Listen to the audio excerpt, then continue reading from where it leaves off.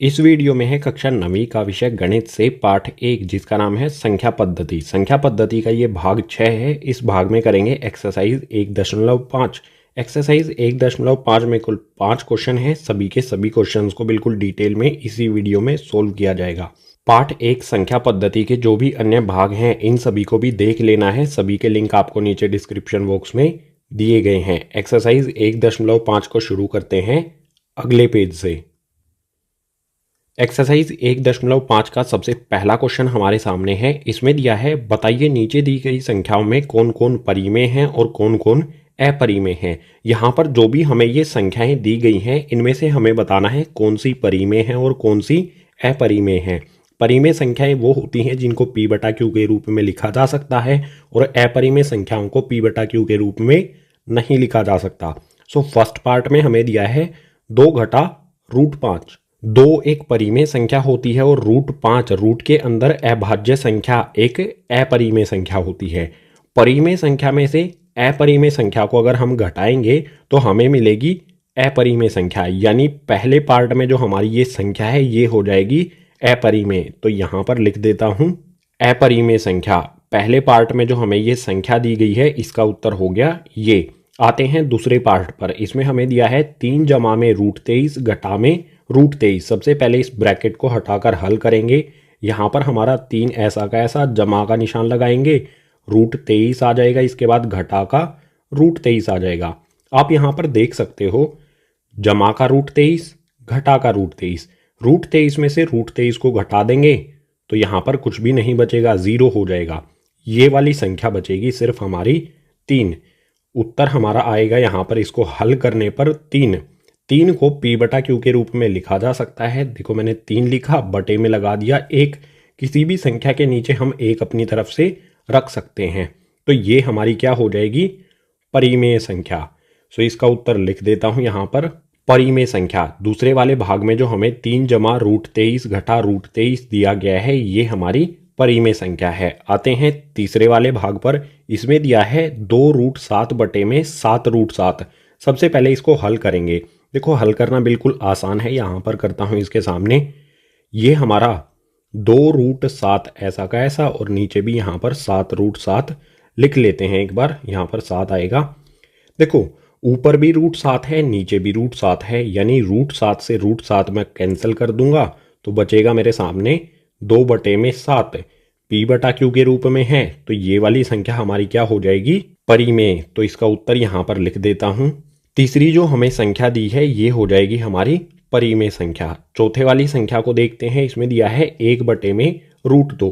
1 हमारी परिमेय संख्या होती है। अगर हम 1 को भाग करेंगे √2 यानी कि अपरिमेय संख्या से, रूट के अंदर अभाज्य संख्या है, ऊपर परिमेय संख्या नीचे अपरिमेय संख्या, 1 को यहाँ पर भाग किया जाता है अपरिमेय संख्या से तो उत्तर क्या होगा हमारा, अपरिमेय संख्या। रूट के अंदर कोई भी अभाज्य संख्या है तो वो अपरिमेय होगी। तो इसका उत्तर हो जाएगा, यहाँ पर लिख देता हूँ अपरिमेय संख्या। चौथे वाले भाग का उत्तर हो गया ये। अब आते हैं पांचवी संख्या 2 पाई पर। आपको बताया गया था पाई क्या होती है, एक अपरिमेय संख्या।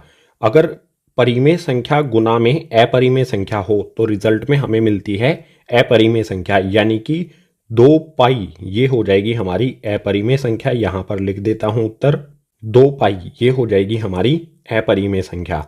बिल्कुल आसान है। परिमेय संख्या वो होंगी जिन्हें p/q के रूप में हम लिख सकते हैं और अपरिमेय संख्या एक तो पाई होता है या फिर रूट के अंदर कोई भी अभाज्य संख्या अगर हमें दी गई है तो वो भी अपरिमेय संख्या होगी। क्वेश्चन नंबर 1 की सभी संख्याओं को हमने यहाँ पर बता दिया है कौन सी परिमेय है और कौन सी अपरिमेय है। क्वेश्चन नंबर 1 हो गया कंप्लीट। अब क्वेश्चन नंबर 2 को देखते हैं नेक्स्ट पेज पर।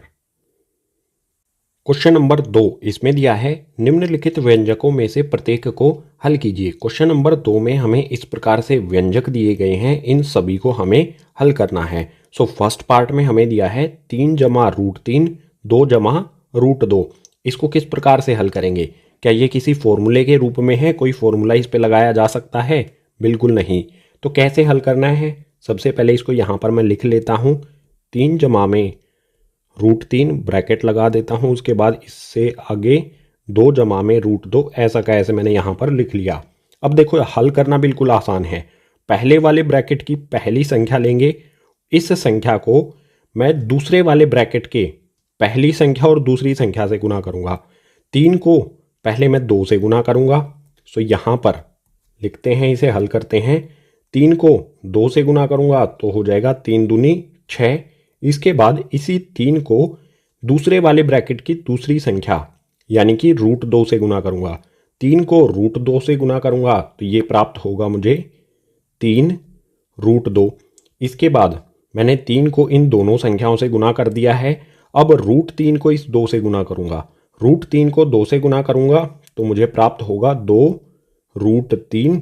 और इसके बाद √3 को इस √2 से गुना करूंगा। दोनों संख्याएं रूट के अंदर हैं तो 3 को 2 से गुना कर देंगे। √3 को 2 से गुना करेंगे तो 3 दूनी 6, ये हमें रूट के अंदर ही प्राप्त होगा। बिल्कुल आसान है। पहले इस 3 को इन दोनों संख्याओं से गुना कर दिया हमने तो हमें ये मिल गया। उसके बाद √3 को इन दोनों संख्याओं से गुना कर दिया तो हमें ये मिल गया। यही हो जाएगा हमारे फर्स्ट वाले इस व्यंजक का हल। यही हो जाएगा फर्स्ट वाले पार्ट का उत्तर। आते हैं सेकंड पार्ट पर। इसमें दिया है 3 जमा √3, 3 घटा √3। क्या किसी ये फॉर्मूले के रूप में है? बिल्कुल ये फॉर्मूले के रूप में है। कौन से फॉर्मूले के? a जमा में b और a घटा में b। इस फॉर्मूले के रूप में आपको ये दिखाई दे रहा है। इसका फॉर्मूला क्या होता है? a का वर्ग घटा में b का वर्ग। इसे हम स्क्वायर भी कह सकते हैं, a का स्क्वायर घटा में b का स्क्वायर। यहाँ पर आप देख सकते हो 3 जमा में √3, 3 घटा में √3, a जमा में b, a घटा में b। इस रूप में ये हमें व्यंजक दिया गया है। इसमें हमारा a हो जाएगा 3 और b हो जाएगा √3। तो यहाँ पर मैं लिख सकता हूँ a बराबर में 3 और b बराबर में √3। आप देख सकते हो 3 जमा √3, 3 घटा √3 इसी रूप में है। तो अब हम इसे इस रूप में लिखेंगे, a का वर्ग a की पावर 2 घटा में b की पावर 2। a का मान हमारा 3 है और b का मान √3। तो देखो हल करना आसान है। a का स्क्वायर करना है हमें, a का स्क्वायर करना है। a का मान है 3 तो यहाँ पर मैंने लिखा 3 और इसका कर दिया स्क्वायर। इसके बाद घटा का निशान लगाऊंगा, ये आया घटा का निशान। और उसके बाद है b का वर्ग यानी कि b का स्क्वायर। b का मान है √3 तो यहाँ पर मैंने लिखा √3 और इसका कर दिया मैंने स्क्वायर। ब्रैकेट लगा के करेंगे। अब इसको हल कर लेंगे तो यहाँ पर हमारा क्या आएगा? 3 का स्क्वायर। 3 का स्क्वायर क्या होता है? 3 गुना में 3, जो हो जाएगा हमारा यहाँ पर 9। इसके बाद यहाँ पर √3 का स्क्वायर है। इस स्क्वायर से रूट कट जाएगा और हमें मिलेगा 3। ये वाला घटा का निशान ऐसा का ऐसा लगा दिया। स्क्वायर से रूट कट गया तो बचेगा यहाँ पर 3। 9 में से 3 को घटाएंगे, 9 में से 3 को घटाएंगे तो हमें मिलेगा 6।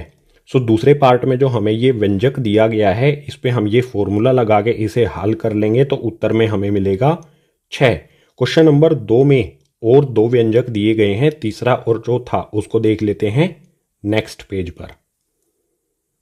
क्वेश्चन नंबर 2 के तीसरे पार्ट में हमें व्यंजक दिया है √5 जमा में √2 का होल स्क्वायर। यहाँ पर देखो ब्रैकेट पे स्क्वायर लगा रखा है, वर्ग लगा रखा है, तो ये फॉर्मूले के रूप में है। कौन से फॉर्मूले के रूप में? a जमा में b का वर्ग यानी कि होल स्क्वायर। और इसका फॉर्मूला क्या होता है? a स्क्वायर प्लस में 2ab प्लस में b स्क्वायर। सो इस पे हम ये फॉर्मूला लगा देंगे और हल कर लेंगे। a यहाँ पर हमारा √5 है और b हमारा √2 है। तो अब हम इसे इस रूप में लिख देंगे, हमारा उत्तर आ जाएगा। देखो सबसे पहले यहाँ पर किया गया है a का स्क्वायर यानी कि a का वर्ग। a हमारा √5 है तो यहाँ पर मैं लिखता हूँ √5, इसका मैं कर देता हूँ स्क्वायर यानी कि वर्ग। इसके बाद जमा का निशान लगाता हूँ, जमा का निशान लगाया। जमा के निशान के बाद है 2, 2 मैंने लिख लिया। 2 के साथ में a और b गुना में है। a हमारा √5, b हमारा √2। सो ये गुना हो जाएगा, यहाँ पर लिखता हूँ मैं √5, उसके बाद √2 और उसके आखिरी में ये हमारा हो गया पूरा। उसके आखिरी में है b का वर्ग। b हमारा √2 है तो यहाँ पर जमा का निशान लगाया, b का मान रखा √2 और इसका कर दिया मैंने वर्ग। अब इसे हल कर लेंगे। देखो सबसे पहले इस स्क्वायर से रूट कट जाएगा, स्क्वायर से रूट कटने पर बचेगा हमारा 5। जमा का निशान लगाएंगे, 2 हमारा ऐसा का ऐसा आ जाएगा। √5 को √2 से गुना करेंगे, दोनों संख्याएं रूट के अंदर हैं तो रूट हमारा ऐसा का ऐसा रहेगा, और 5 को 2 से गुना करने पर आ जाएगा 5 दूनी 10। इसके बाद जमा का निशान लगाएंगे। यहाँ पर क्या होगा, स्क्वायर से रूट कट जाएगा, ये स्क्वायर से रूट कटने पर हमें प्राप्त हो जाएगा 2। अब देखो 5 और 2 रूट से बाहर निकल गए हैं तो इनको जमा कर सकते हैं, 5 जमा में 2 ये हो जाएगा हमारा 7। इसके अलावा बचा क्या हमारा 2√10, तो ये जमा का 2√10 ऐसा का ऐसा आ जाएगा, यही हो जाएगा हमारा उत्तर इस व्यंजक का हल। इस व्यंजक को हल करने पर हमें उत्तर में मिलेगा 7 जमा में 2√10। सो थर्ड पार्ट का उत्तर हो गया हमारा ये। अब फोर्थ पार्ट को देखो, इसमें दिया है 5 घटा में √2, 5 जमा में √2। ये किस फॉर्मूले के रूप में है, a घटा में b और a जमा में b। इसका फॉर्मूला क्या होता है, a का वर्ग घटा में b का वर्ग, यानी कि a स्क्वायर घटा में b स्क्वायर। सो इस रूप में हम इसे लिख देंगे। सबसे पहले इसको ऐसा का ऐसा यहाँ पर लिख लेता हूँ, 5 घटा में √2, उसके बाद 5 जमा में √2। देखो यहाँ पर आसान है बिल्कुल, a हमारा 5 है और b हमारा √2 है, ठीक है। a घटा में b, a जमा में b, a घटा में b, a जमा में b, a हमारा 5, b हमारा √2। तो a का वर्ग करना है सबसे पहले हमें, यानी कि ये 5 है, इसका हम वर्ग करेंगे यानी स्क्वायर करेंगे। उसके बाद घटा का निशान लगाएंगे, यह आ गया हमारा घटा का निशान। उसके बाद है b का वर्ग, b हमारा 2 है, 2 का करेंगे √2 है तो इसका करेंगे यहाँ पर वर्ग। अब इसे हल कर लेंगे, 5 का स्क्वायर 5 का वर्ग यानी कि 5 गुना में 5, ये हो जाएगा 25। इसके बाद स्क्वायर से रूट कैंसिल हो जाता है, आपको पता है स्क्वायर से रूट कैंसिल होने पर बचेगा 2। 25 में से 2 को घटाएंगे तो हमारे चौथे वाले भाग का उत्तर आ जाएगा 23। सो सभी व्यंजकों को हमने सोल्व कर लिया है और चौथे व्यंजक को इसको हल करने पर हमें उत्तर मिल गया 23। इसी के साथ क्वेश्चन नंबर 2 हो गया कंप्लीट। अब क्वेश्चन नंबर 3 को करते हैं नेक्स्ट पेज पर। क्वेश्चन नंबर 3 इसमें दिया है, आपको याद होगा कि पाई को एक वृत्त की परिधि और उसके व्यास के अनुपात से परिभाषित किया जाता है, अर्थात पाई बराबर c/d है। यह इस तथ्य का अंतर विरोध करता हुआ प्रतीत होता है कि पाई अपरिमेय है। इस विरोध का निराकरण आप किस प्रकार करेंगे। पाई का मान क्या होता है, वृत्त की परिधि बटे में वृत्त का व्यास, यानी कि पाई बराबर में c/d। c यहाँ पर वृत्त की परिधि है और d यहाँ पर वृत्त का व्यास है। तो हल प्रारंभ होता है यहाँ से। मान लीजिए हमारा ये एक वृत्त है, इस वृत्त की परिधि यानी कि चारों ओर का माप ये c है और इस वृत्त का ये व्यास जो है ये d है। तो पाई किसके बराबर होगा, पाई बराबर होता है वृत्त की परिधि यानी कि c बटे में वृत्त का व्यास यानी कि d के बराबर। अगर पाई बराबर c/d है तो हमारे सामने एक अंतर विरोध आता है। पाई अपरिमेय संख्या है और c/d ये p/q के रूप में है, तो कोई भी अपरिमेय संख्या कैसे बराबर हो सकती है ऐसी संख्या के जो p/q के रूप में हो। ये जो अंतर विरोध हमें यहाँ पर प्रतीत हो रहा है, इसका निराकरण हमें करना है। कैसे करेंगे, बिल्कुल आसान है। देखो पाई अपरिमेय संख्या है, ये बराबर है c/d के। कोई संख्या हमें p/q के रूप में दी हो, वो कब बराबर होती है अपरिमेय संख्या के, कि c और d में से कोई भी यहाँ पर एक अपरिमेय संख्या है। अगर c अपरिमेय संख्या है, d परिमेय संख्या है, तो भी ये अपरिमेय संख्या होगी। अगर c परिमेय है, d अपरिमेय है, तो भी ये अपरिमेय होगी। अब आप कहोगे कि पाई बराबर में 22/7 होता है, इसमें ऊपर और नीचे कोई सी भी संख्या अपरिमेय नहीं है। 22 और 7 दोनों परिमेय संख्या हैं। तो यहाँ पर आपको जान लेना चाहिए कि पाई की एग्जैक्ट वैल्यू 22/7 नहीं होती है, ये लगभग मान होता है पाई का। अगर पाई का एग्जैक्ट मान रखा जाएगा तो उसमें ऊपर या फिर नीचे एक अपरिमेय संख्या प्राप्त होगी, और अपरिमेय संख्या ऊपर या फिर नीचे कहीं पर भी आ जाए तो वो पूरी क्या हो जाएगी, अपरिमेय संख्या। इसी वजह से c या d में से कोई सी भी एक संख्या अपरिमेय है और इसी वजह से पाई भी हमारी अपरिमेय संख्या है। सो जो भी क्वेश्चन में अंतर विरोध हमें दिया गया है उसका निराकरण हमने कर लिया है कि c या d में से कोई एक संख्या अपरिमेय है और इसीलिए ये अपरिमेय संख्या पाई के बराबर है। तो यहाँ पर लिख देंगे सी और डी में से कोई एक संख्या अपरिमेय है, इसलिए सी बटा डी भी अपरिमेय संख्या होगी। यहाँ पर सी या डी में से कोई भी एक संख्या अपरिमेय है और इसलिए हमारी सी बटा डी ये भी अपरिमेय है और ये बराबर है अपरिमेय संख्या यानी कि पाई के। मैंने आपको ये पहले ही बता दिया है कि 22/7 ऊपर भी यहाँ पर परिमेय और नीचे भी परिमेय, ये पाई का एग्जैक्ट मान नहीं होता है। यहाँ पर ऊपर और नीचे दोनों परिमेय संख्या है क्योंकि ये पाई का लगभग मान है। पाई के एग्जैक्ट मान में ऊपर या फिर नीचे एक अपरिमेय संख्या होगी। तो क्वेश्चन नंबर 3 हो गया यहाँ पर हमारा कंप्लीट। अब क्वेश्चन नंबर 4 को देखते हैं, करते हैं नेक्स्ट पेज पर। क्वेश्चन नंबर 4 इसमें दिया है संख्या रेखा पर √9.3 को निरूपित कीजिए। √9.3 को संख्या रेखा पर दर्शाना है या फिर ये भी कह सकते हैं निरूपित करना है। तो क्वेश्चन नंबर 4 का हल इस ग्रीन बोर्ड पर करना संभव नहीं है, इसको हम हल करते हैं अपनी नोटबुक पर। √9.3 को संख्या रेखा पर दर्शाने के लिए सबसे पहले हम एक लाइन बनाएंगे जिसकी लंबाई होगी 9.3। रूट को कुछ देर के लिए भूल जाना है, एक लाइन बना देंगे 9.3 सेंटीमीटर लंबी। ये हमने 9.3 सेंटीमीटर की एक लाइन बना दी है, इसको नाम दे देते हैं। ये हमारा बिंदु ए और बी, ए से बी तक 9.3 सेंटीमीटर की है। इसके नेक्स्ट पॉइंट में क्या करेंगे, जो हमारी ये ए बी लाइन है इसको हम बढ़ाएंगे 1 सेंटीमीटर। तो इस लाइन को 1 सेंटीमीटर बढ़ा देता हूं। ये देखो यहां पर 9 से 10 1 सेंटीमीटर हो जाता है, मैंने इसे बढ़ा दिया है। जो हमारा ये वाला बिंदु है इसको नाम दे देंगे सी। अब ए सी का हमें मिड पॉइंट यानी कि मध्य बिंदु पता करना है। मध्य बिंदु पता करने के लिए क्या करूंगा, जो भी हमारी ये ए सी लाइन है इसके सी बिंदु पर प्रकार की नोक को रखूंगा, प्रकार को आधे से ज्यादा खोल लूंगा। ऊपर की ओर बड़ी सी आर्क और नीचे की ओर एक बड़ी सी आर्क लगा दूंगा। बिल्कुल इसी प्रकार से ए बिंदु पर रखूंगा, मैंने रखा ए बिंदु पर, और ऊपर वाली आर्क को और नीचे वाली आर्क को काट देना है। आर्क को हिंदी में चाप कहते हैं। तो ऊपर चाप लगाई सी पॉइंट पे रख के और नीचे चाप लगाई। ए पॉइंट पे रख के हमने ऊपर वाली और नीचे वाली चाप को काट दिया। जहां पर भी ये आर्क यानी कि चाप एक दूसरे को काटती हैं, इन दोनों बिंदुओं को एक दूसरे से हम मिला देंगे। तो यहां पर एक सीधी लाइन ड्रॉ कर देता हूं। यहां पर इन दोनों रेखाओं को मैं इस तरह से मिला देता हूं। दोनों चाप जो बिंदु हैं यहां पर और यहां पर, इन दोनों को मिला दिया। तो ये हमारा बिंदु हो गया जहां पर ये एक दूसरे को ए सी वाली लाइन और ये वाली लाइन काटती है ओ।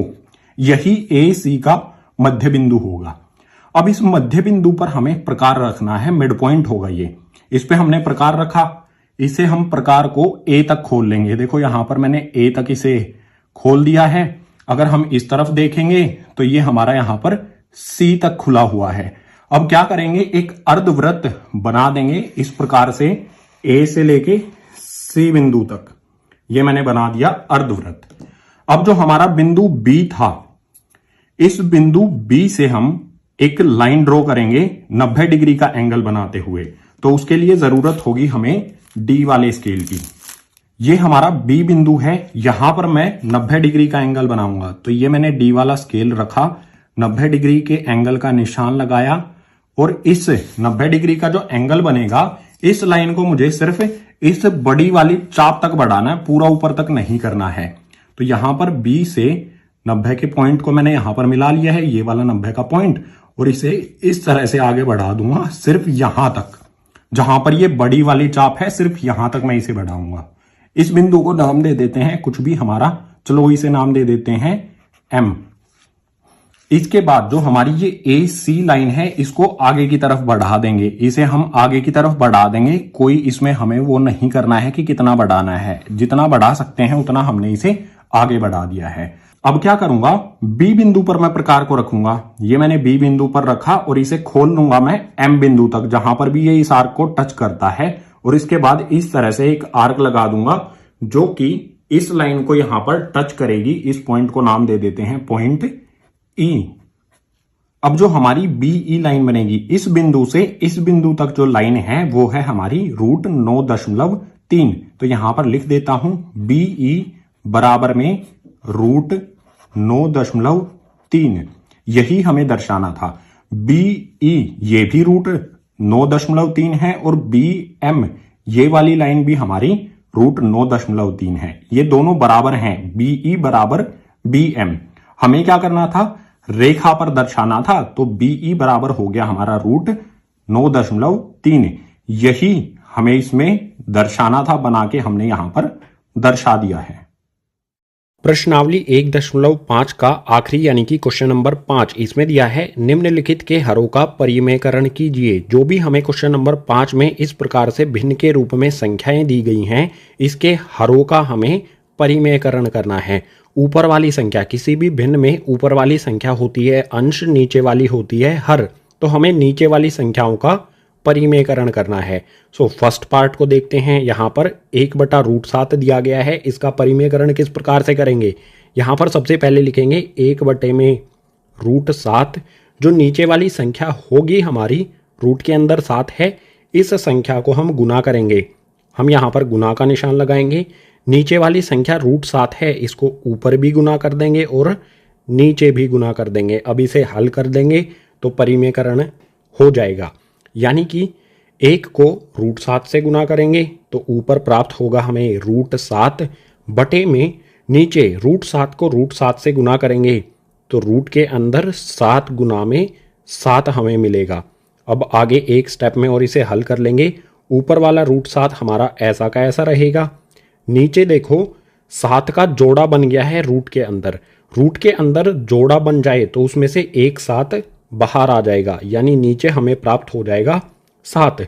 जोड़ा जब भी बन जाए इन दोनों में से रूट के बाहर आ जाती है एक संख्या। सो 1/√7 का परिमेयकरण करने पर हमें प्राप्त होगा √7 बटे में 7। ये हुआ फर्स्ट वाले पार्ट का हमारा आंसर।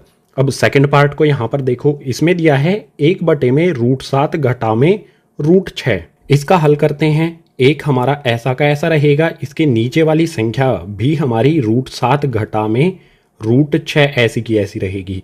गुना का निशान लगाएंगे। जो भी हमारी नीचे वाली संख्या है इसको यहाँ ऊपर और नीचे गुना कर देंगे, लेकिन यहाँ पर घटा का निशान है तो गुना करते समय इसको हम जमा के निशान में परिवर्तित कर देंगे।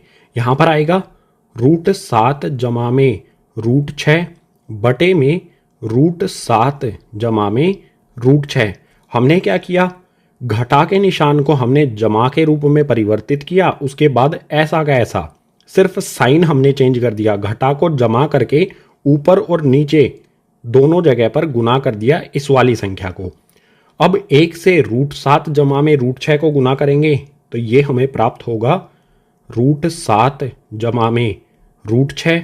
किसी भी संख्या को 1 से गुना करें, 1 से हम √7 जमा में √6 को गुना करेंगे तो ये ऐसा का ऐसा रहेगा, इसमें कोई भी परिवर्तन नहीं होगा। इसके बाद यहाँ पर देखो √7 घटा में √6, √7 जमा में √6। नीचे ये फॉर्मूले के रूप में बन रहा है। कौन से फॉर्मूले के रूप में, यहाँ पर लिख देता हूँ a घटा में b और a जमा में b। आप यहाँ पर क्लियरली देख सकते हो √7 घटा में √6, √7 जमा में √6। और इसका फॉर्मूला क्या होता है, इसको हल करने पर फॉर्मूला प्राप्त होता है हमें a की पावर 2 घटा में b की पावर 2। यानी हम इसको इस रूप में परिवर्तित कर देंगे। a हमारा होगा √7 और b हो जाएगा हमारा √6।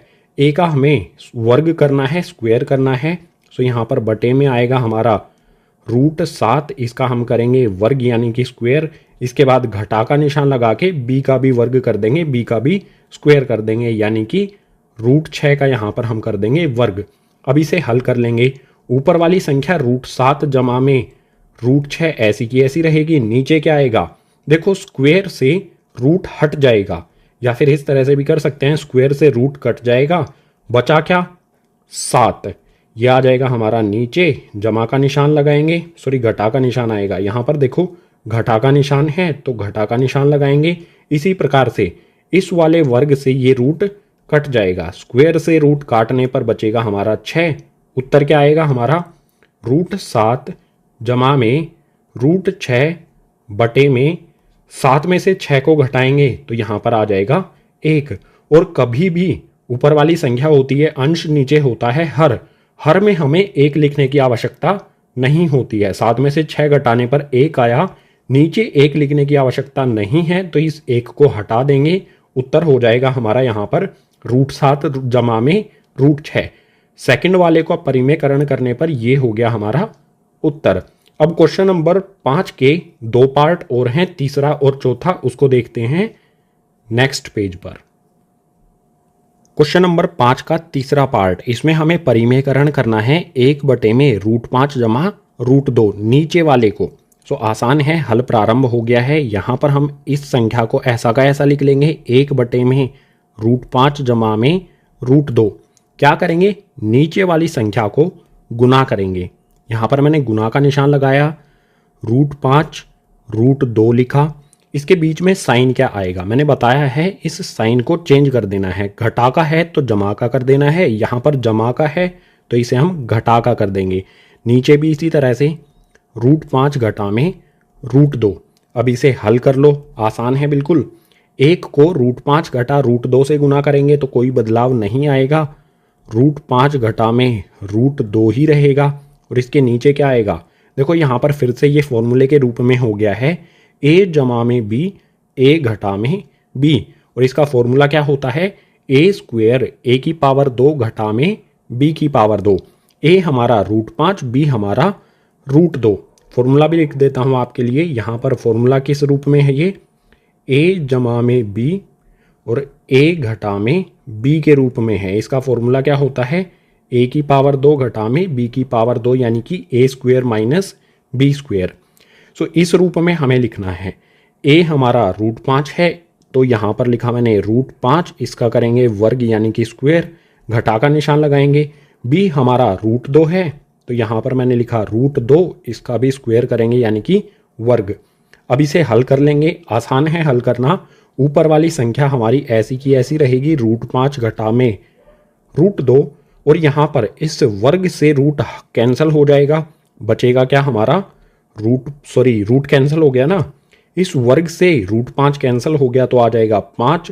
उसके बाद घटा का निशान ऐसा का ऐसा रहेगा और यहाँ पर भी वर्ग से रूट कैंसिल हो जाएगा तो बचेगा हमारा 2। उत्तर क्या होगा हमारा, √5 घटा में √2 बटे में 5 में से 2 को घटाएंगे तो आ जाएगा 3। सो तीसरे पार्ट में जो हमें ये संख्या दी गई है, इसका परिमेयकरण करने पर हमें प्राप्त होगा √5 घटा में √2 बटे में 3। अब आ जाते हैं चौथे यानी कि आखिरी भाग पर। इसमें हमें संख्या दी है 1 में √7 घटा में 2। इसको भी हल कर लेते हैं, इसका भी परिमेयकरण कर देते हैं। तो यहाँ पर मैंने इस संख्या को ऐसा का ऐसा लिख लिया, 1 में √7 घटा में 2, गुना का निशान लगाऊंगा। यहाँ पर आएगा √7 जमा में 2 बटे में √7 जमा में 2। हमने क्या किया, घटा का निशान है तो जमा का करके ऊपर और नीचे इसी नीचे वाली संख्या को यहाँ पर गुना कर दिया। अब हल कर लो, 1 से हम गुना करेंगे √7 जमा 2 को तो ये हमारा √7 जमा 2 ही रहेगा। नीचे वाली संख्या आप देखो, a घटा में b, a जमा में b, इस फॉर्मूले के रूप में बन गया है। a घटा में b, a जमा में b किसके बराबर होता है, a का वर्ग घटा में b का वर्ग या फिर a² माइनस b² के, जहाँ पर a हमारा √7 है और b है 2। सो यहाँ पर √7 लिखा, इसका वर्ग करेंगे, घटा का निशान 2 लिखा और 2 का भी वर्ग करेंगे। अब इसे हल कर लो, √7 जमा में 2 हमारा ऊपर ऐसा का ऐसा, नीचे वाली संख्या यहाँ पर √7 का वर्ग किया है, इस स्क्वायर से ये रूट कैंसिल हो जाएगा, कट जाएगा, बचेगा 7। घटा का निशान लगाएंगे, 2 का वर्ग 2 की पावर 2 यानी कि 2 गुना में 2, ये हो जाएगा 4। उत्तर क्या आएगा हमारा, √7 जमा में 2 बटे में 7 में से 4 को घटाएंगे तो 3। सो चौथे पार्ट में जो हमें ये संख्या दी गई है, इसका परिमेयकरण करने पर हमें उत्तर में प्राप्त होगा √7 जमा में 2 बटे में 3। इसी उत्तर के साथ क्वेश्चन नंबर 5 हो जाता है हमारा यहीं पर कंप्लीट। क्वेश्चन नंबर 5 के साथ ही भाग 6 यानी कि एक्सरसाइज प्रश्नावली 1.5 हो जाती है कंप्लीट। उम्मीद करूंगा सभी क्वेश्चन आपको समझ आए होंगे। अगर सभी क्वेश्चन समझ आए हैं तो इस वीडियो को अपने क्लासमेट्स यानी कि सहपाठियों के साथ ज़्यादा से ज़्यादा शेयर करो, अगर कोई सुझाव है तो उसे नीचे कमेंट बॉक्स सेक्शन में लिख दो। पार्ट 1 के जो भी अन्य भाग हैं इन सभी के लिंक भी आपको नीचे डिस्क्रिप्शन बॉक्स में दिए गए हैं, सभी को देख लेना है और सभी